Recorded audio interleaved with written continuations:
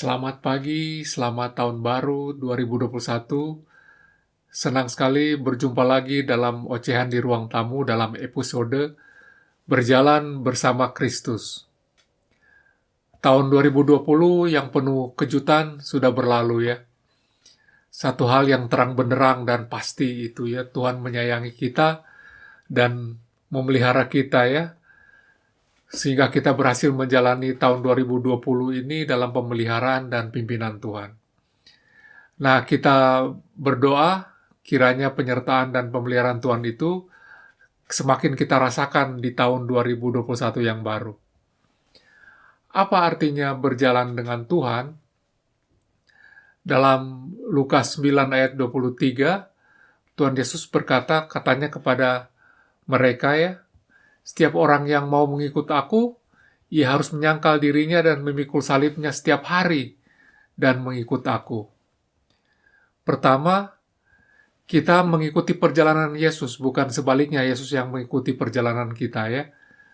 Sebenarnya ini logis ya. Tuhan yang tahu jalan, Tuhan yang tahu cara menjalani kehidupan. Dan menuju kemana? Kepada Bapa. Dalam Yohanes 8 ayat 14, jawab Yesus kepada mereka katanya, biarpun aku bersaksi tentang diriku sendiri, namun kesaksianku itu benar. Sebab aku tahu dari mana aku datang dan kemana aku pergi. Tetapi kamu tidak tahu dari mana aku datang dan kemana aku pergi. Jadi, saudara-saudara, berjalan bersama Kristus itu berarti kita berjalan menuju kepada Bapa, sumber dari segala kehidupan. Kemudian yang kedua, bagaimana kita bisa ya? Dikatakan begini, kita harus menyangkal diri dan memikul salib setiap hari. Apa maksudnya? Menyangkal diri itu artinya tidak lagi melayani sosok kita yang ego kita pribadi itu ya. Mengapa?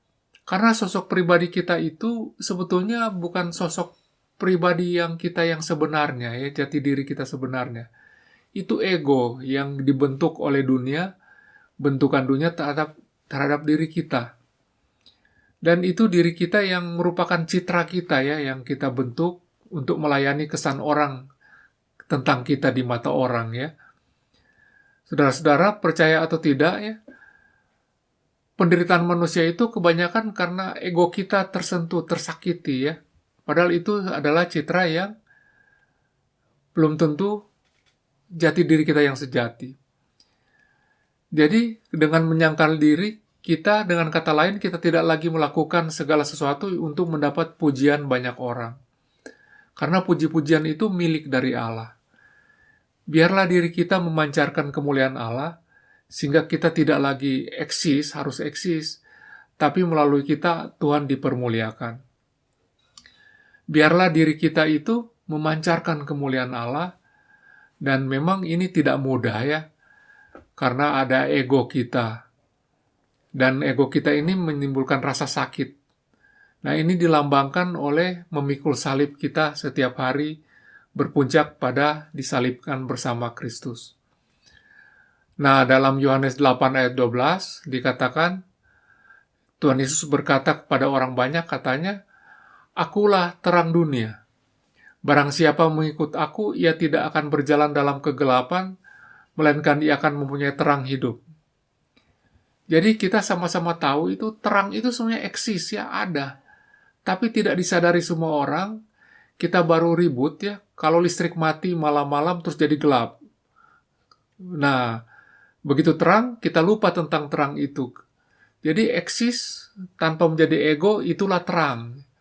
Jadi kita ada, tapi tanpa menjadi ego. Jadi Tuhan Yesus mengajarkan kita ya, kalau kita mengikuti Kristus, kita memiliki terang hidup. Dan hidup kita itu jadi benderang, memancarkan kemuliaan Allah.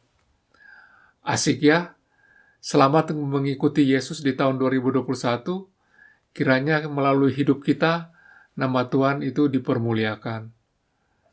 Sampai berjumpa lagi dalam ocehan kita di kesempatan berikutnya. Tuhan memberkati.